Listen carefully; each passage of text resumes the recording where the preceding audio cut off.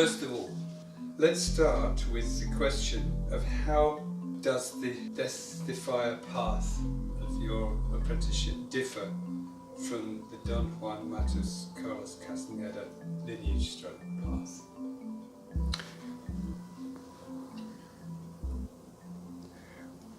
Well, it all gets down to one basic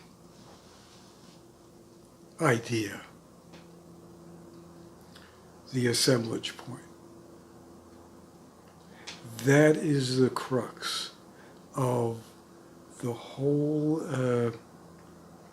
of both paths, the death-defier and the Don Juan, except that the Toltec had no practical way to get to the assemblage point, except through, let's say, like walking backwards, right? Through recapitulation, through dreaming, right?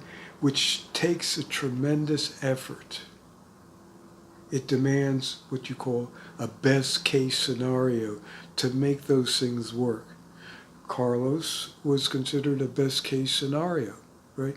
But still, it took him years to be able to develop the ability of lucid dreaming, of actually making recapitulation have an impact. Right?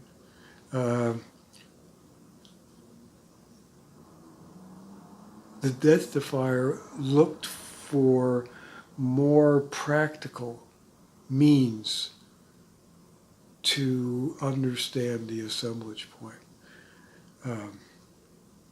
Originally, the assemblage point was understood from the use of power plants, or what we call in today's world the psychedelics. Right?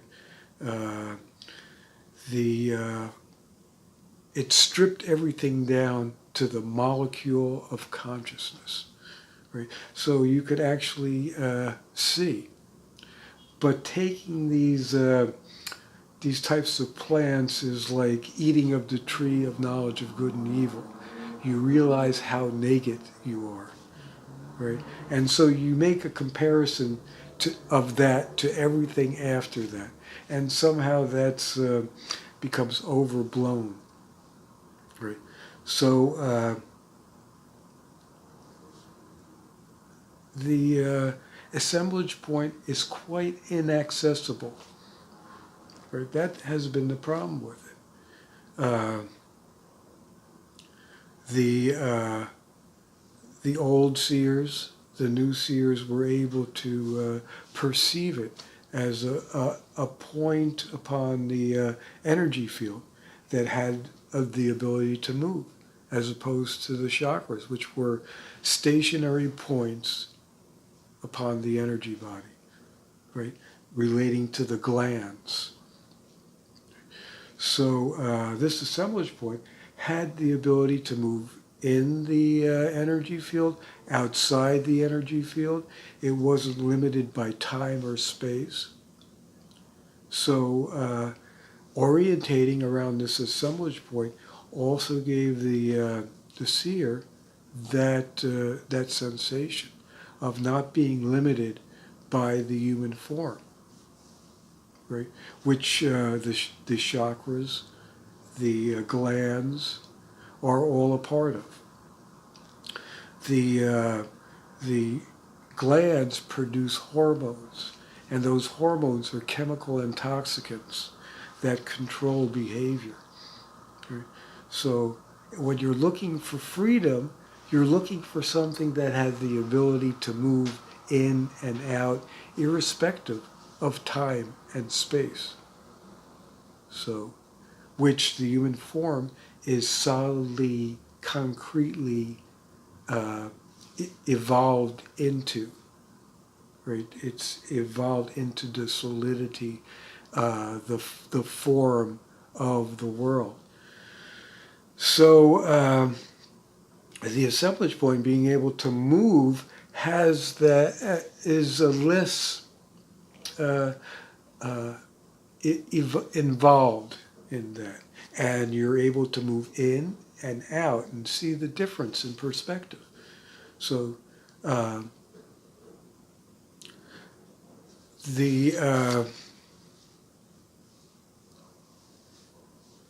the assemblage point is a really very interesting configuration, uh, and it being uh, movable in time and space uh, can understand its origins. It's about the only thing that can understand its origins, because everything's already originated, right, in the human form. So it's quite solid, being created by the forces of now. Rather, the assemblage point is being created by the forces of the new, right, which is a totally different transcendental experience. In infinity, there are many transcendental realities that we are not even close to understanding quite yet. And the only way to understand them is to get out of the human form, right? So approaching upon the horizon is the field of the new, right? And that's where the death defier gets their energy from the new, right? The eagle is, in a sense, the very old.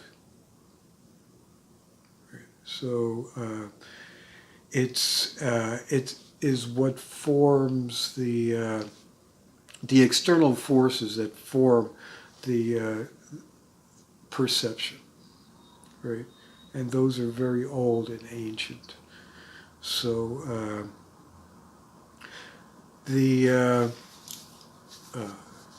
the thing is with perception is that perception is not one-sided.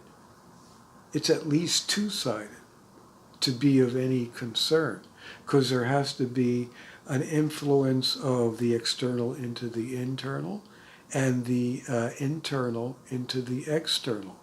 These two different forces conjoin to create perception.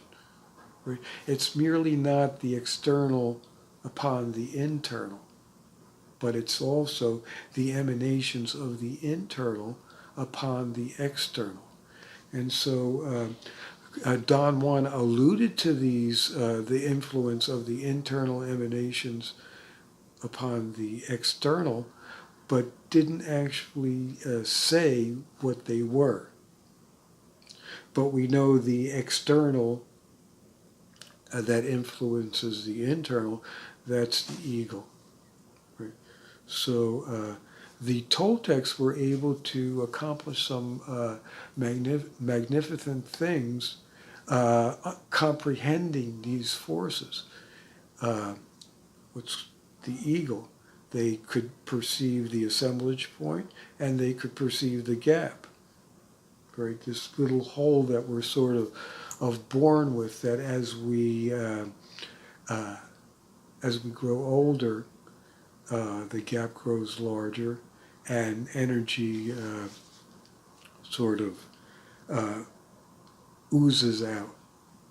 Right, so they were able to keep this gap very small and tight, increasing the elasticity around it, so that less energy was escaping, right? More energy added to the internal emanations. So these internal emanations became dominant.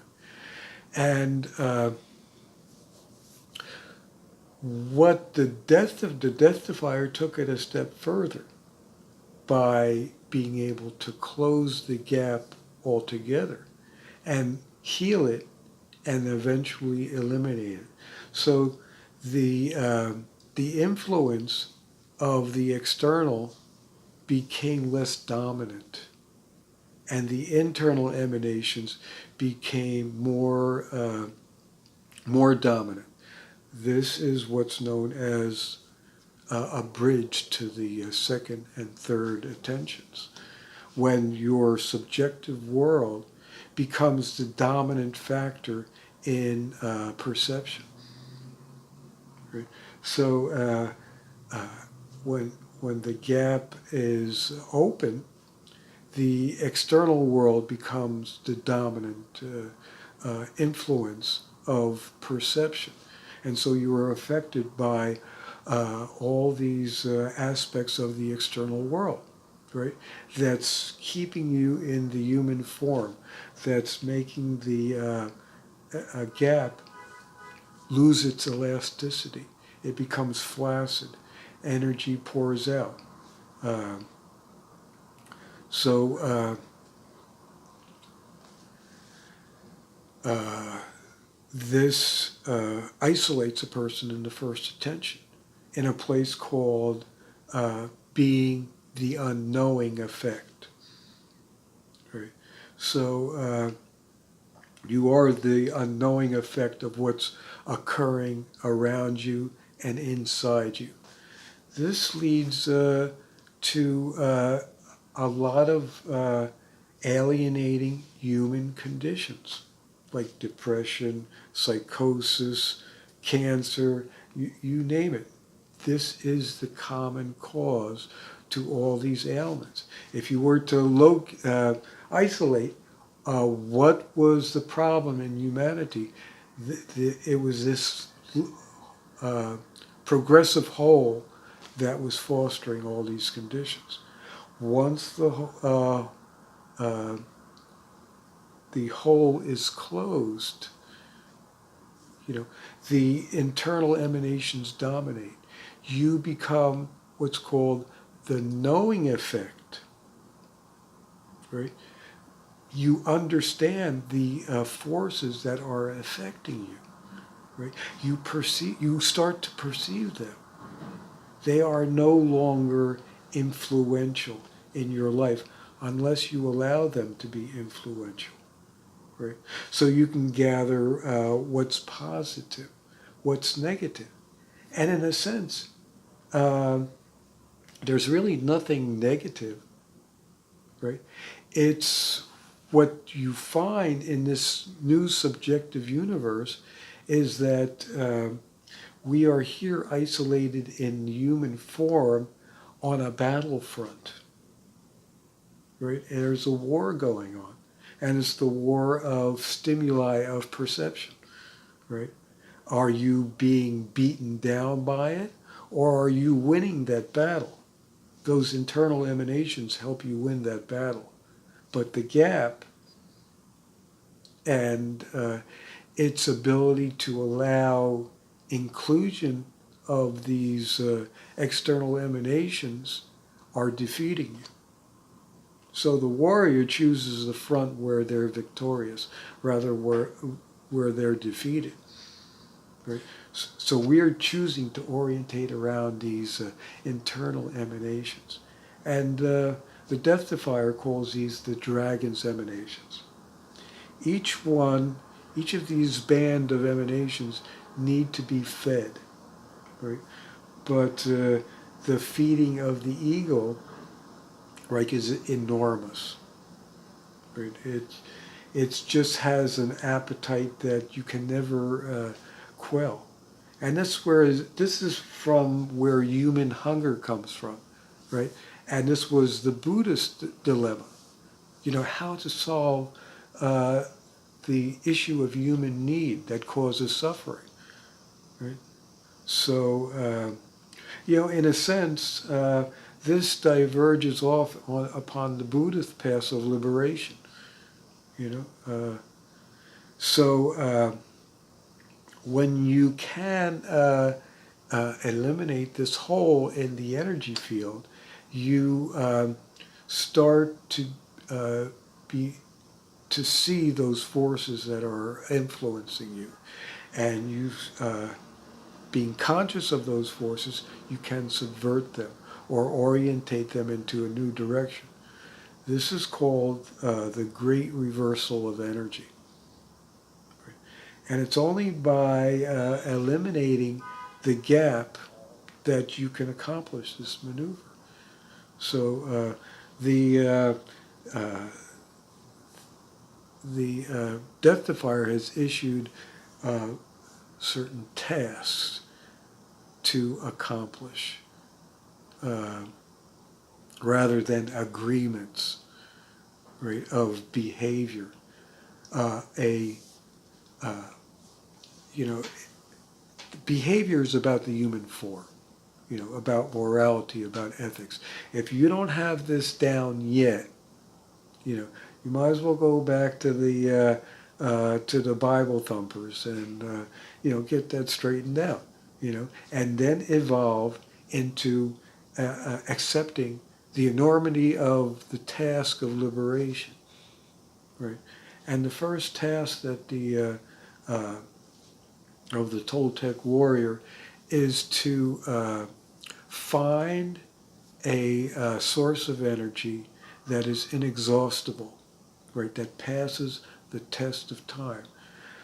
During lifetimes, we find different sources of energy. Some are quite good. Some are quite bad. Some, but really, we have. It's about finding a source of an inexhaustible source of energy that passes the test of time. So it may take lifetimes to do it, but yet, what are we doing anyway? So within the field of the dragon and the eagle, right? The eagle is sort of,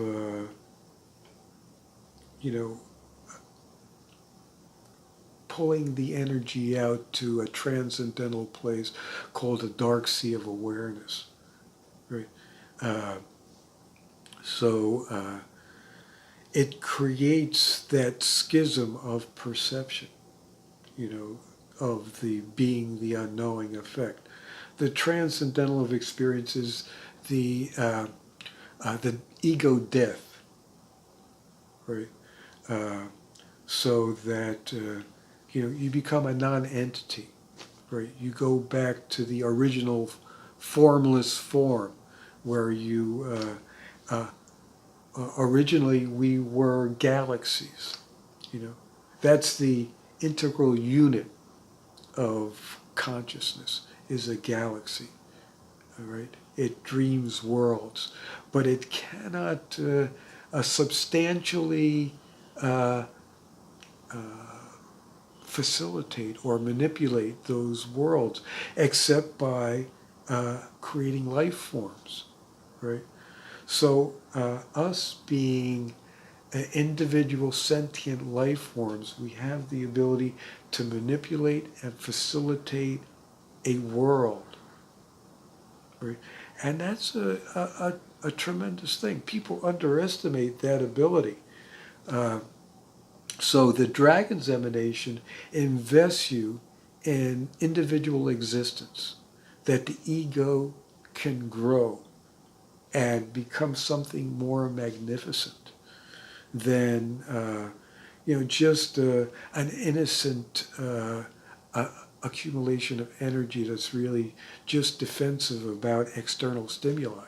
That creates a setup of ego defense mechanisms that are irrational because it doesn't really understand existence.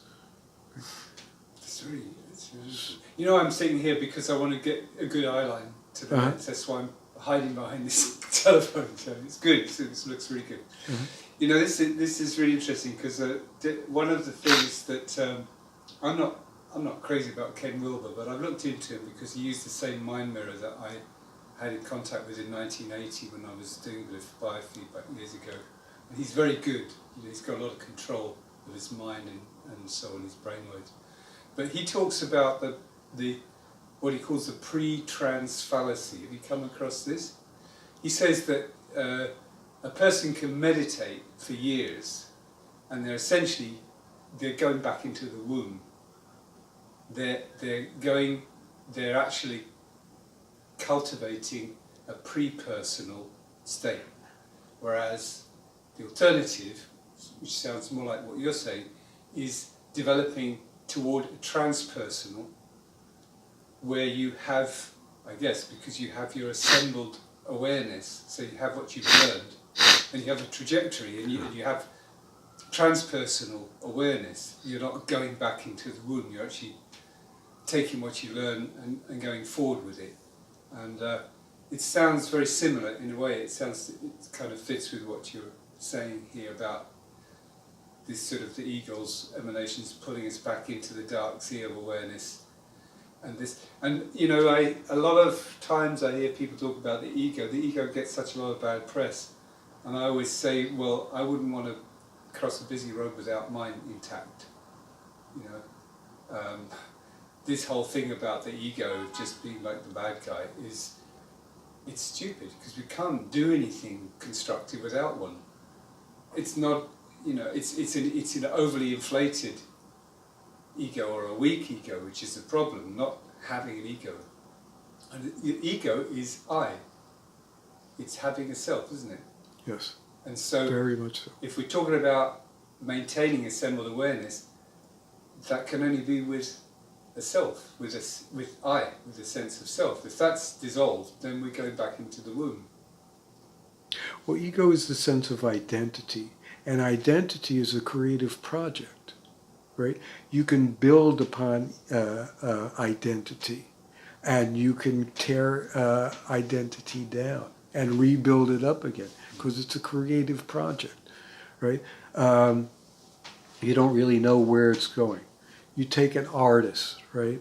They start from their seminal works, which can be rather simple, and they build up on a lifetime of experience to build something more magnificent.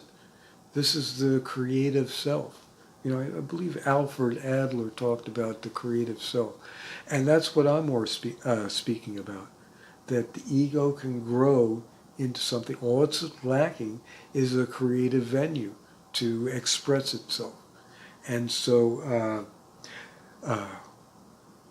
the beginning of that creative venue is something we call the warrior spirit, right? Rather than to be the influenced, right, by external stimuli, and trying to figure out how to protect yourself from it. The warrior spirit is something different. It's progressive. It's positive. It's a confidence that passes all understanding, and that's exactly what you're going to need for liberation or for freedom, right? Because it carries that sense of freedom with it, right? And it's built up over lifetimes, right? Lifetimes of creative experience. So it's people, when they think of lifetimes, they think of a drudgery of having to go through reincarnation and reincarnation. But no, I couldn't think of anything else better to do, right, than exist. So, and exist as an individual sentient being, grooming my luminosity, right?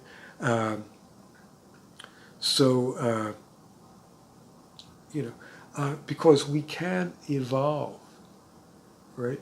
So the normal thing is to, with the strain of excessive external stimuli, is to close ourselves down, to numb ourselves, right? So this builds a division between, it limits experience, right? And so somebody takes a power plant, and all of a sudden they're open to experience. They see all those forces that are working upon them, and it can either go to a really, almost ecstatic experience of breaking down the barriers of perception, or it can go into a horrific experience. We are capable of the gamut of experience, right? So, and there's reasons, because the warrior spirit is born out of the acceptance of the challenge of existence, right? So that spirit creates worlds to involve itself in, to accept the challenge of being able to master. So the mastery of this world has to do with the ability to get in it and the ability to get out of it, and have that elasticity to be able to move in and out at will, right?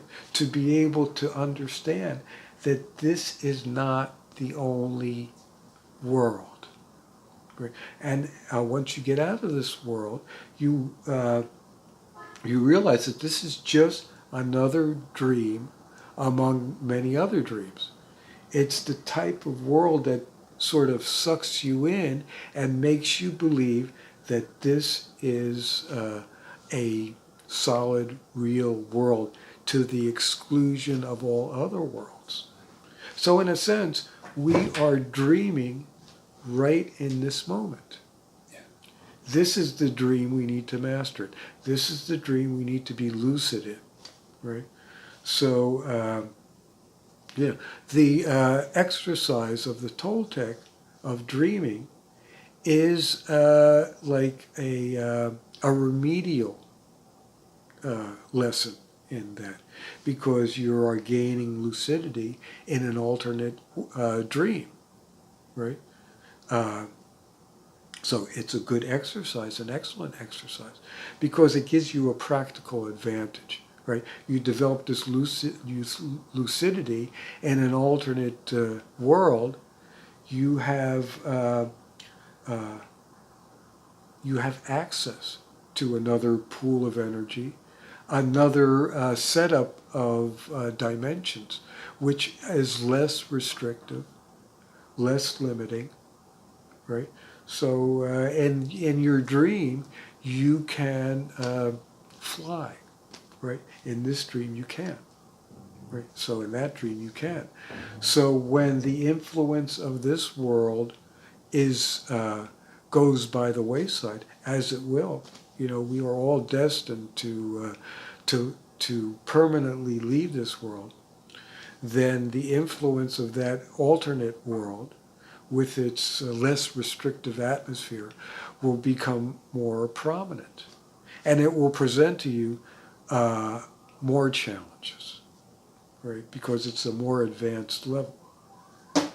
And if you can't deal with the issues of that world, right, you are just recycled back into this more remedial world, where there are just remedial challenges. I'm going to stop this